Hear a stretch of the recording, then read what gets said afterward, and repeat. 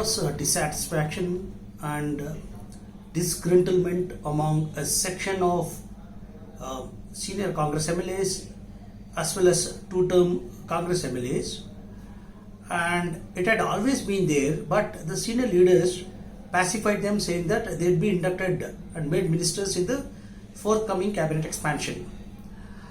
And when there were signs of eruption of these dissidents ahead of the Lok Sabha polls, senior Congress leaders told these senior MLAs such as Ramalinga Reddy that there'll be a cabinet reshuffle soon after the Lok Sabha elections are over, and they'll be made ministers. So these MLAs held on, thinking that they'll be made minister in the cabinet expansion. But when the expansion did happen last month, Chief Minister Kumaraswamy inducted 2 independent MLAs into the cabinet. Since then, resentment started building up, and there were also other groups who were also unhappy for different reasons. So there are currently about 13 MLAs who have resigned, and 1 independent has also pledged his support to the BJP. So these 13 MLAs, each one of them has his own grouse against the government. So all these things combined together which and led to the present crisis.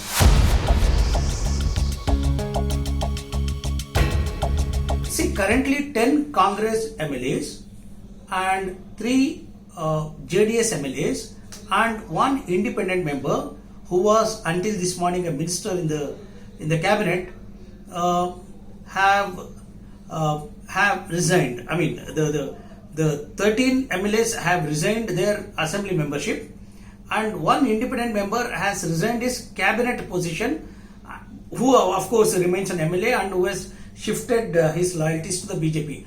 So 13 MLAs have resigned. So out of them, 10 are in Mumbai, in a Mumbai hotel, and this independent member also today left for Mumbai.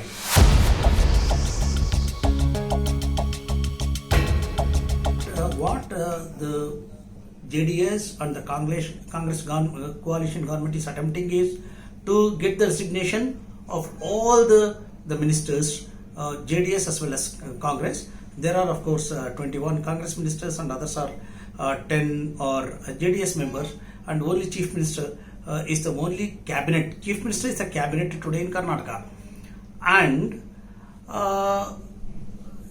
typically the message that the government is trying to send to the dissident faction is that, okay, fine, we are going to recast the entire, we are going to accommodate, make each one of you into a minister.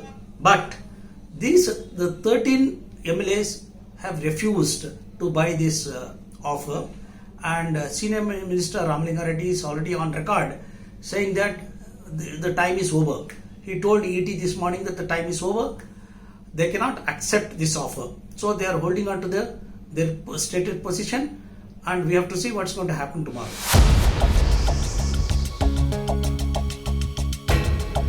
Unlike last year, the BJP is not hurrying things. It's actually patiently making its moves. There are also the BJP leaders are also not making any tall claims or statements. They are waiting very patiently for the government to crash under its own weight so that they can stake claim to form the government. The BJP appears to be very conscious of its image at the national level. That may be preventing the state leaders from jumping the gun. Now, looks like on paper the government has already lost its majority. On paper, the BJP has already gained 1 extra vote than what is necessary to form the government. That's where it stands now. But we still do not know what is going to happen tomorrow when the Assembly Speaker Ramesh Kumar takes up the resignation letters for a decision. Whether some of the MLAs would want to withdraw their resignation letters or whether they are going to stick to the resignation. So the legal process is going to start on Tuesday, and more action is going to happen only from tomorrow. There are reports that some more MLAs might resign their assembly membership tomorrow, and we still do not know, and that's exactly why JDS has packed off all its MLAs to a resort in Madikeri, and sections of the Congress fellows are already MLAs are already in Mumbai. So they are trying to keep their flock together so that BJP won't be able to approach. But today it's a modern age of communication, and BJP, if they want to, I am sure would still succeed in contacting such MLAs.